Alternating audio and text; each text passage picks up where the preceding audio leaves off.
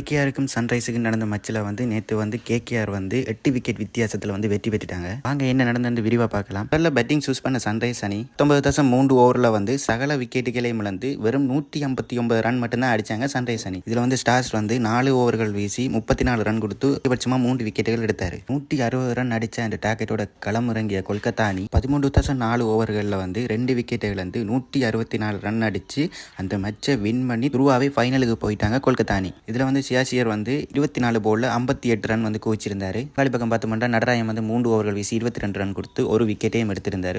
So நேற்று வந்து மழை வருமென்று எதிர்பார்த்தோம். ஆனால் மழை வரையில் மேட்ச் வந்து விறுவிறுப்பாக போய்கிட்டு இருந்துச்சு. என்ற ஸ்டேடியம் ஃபுல்லாகவே அவ்வளோ கேகேஆர் ஃபேன்ஸும் இருந்தாங்க, சன்ரைஸ் ஃபேனும் இருந்தாங்க. ஒரு வழி சொல்லியிருந்தாங்க இன்றைக்கு நாங்கள் தான் வின் பண்ணுவோம் வந்து கேகேஆர். ஸோ அதே மாதிரியே கொல்கத்தா அணி வந்து நேற்று வின் பண்ணிடுச்சு.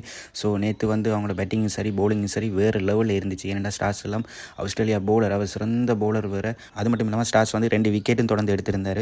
ஸோ அவர்கிட்ட பவுலிங்கும் நல்லா சூப்பராக வேறு லெவலில் இருந்துச்சு. அதே மாதிரி மற்றவங்ககிட்ட பவுலிங்கும் வேறு லெவலில் இருந்துச்சு. நேற்று என்ன நடந்த மாயமோ மந்திரமோ தெரியல, சன்ரைஸ் அணி வேறு லெவலில் அடிப்பாங்க. அவங்க வந்தாலே 200க்கு மேலே தான் அடிப்பாங்க. ஸோ அவங்களால வந்து அடிக்கவே முடியல. ஏன்னா அந்தளவு வேறு லெவலில் பந்து போட்டாங்க கொல்கத்தா அணி அந்தளவுக்கு பந்து போட்டு மேட்சையும் வின் பண்ணிட்டாங்க. ஸோ அவங்க வந்து துருவாவே ஃபைனலுக்கு போயிட்டாங்க. சன்ரைஸ் வந்து அடுத்த ஃப்ளை ஆஃப் மேட்சுக்கு போயிட்டாங்க. அது மட்டும் இல்லாமல் இன்றைக்கி வந்து ஆர்சிபிக்கும் ராஜஸ்தானுக்கு மேட்ச் இருக்குது.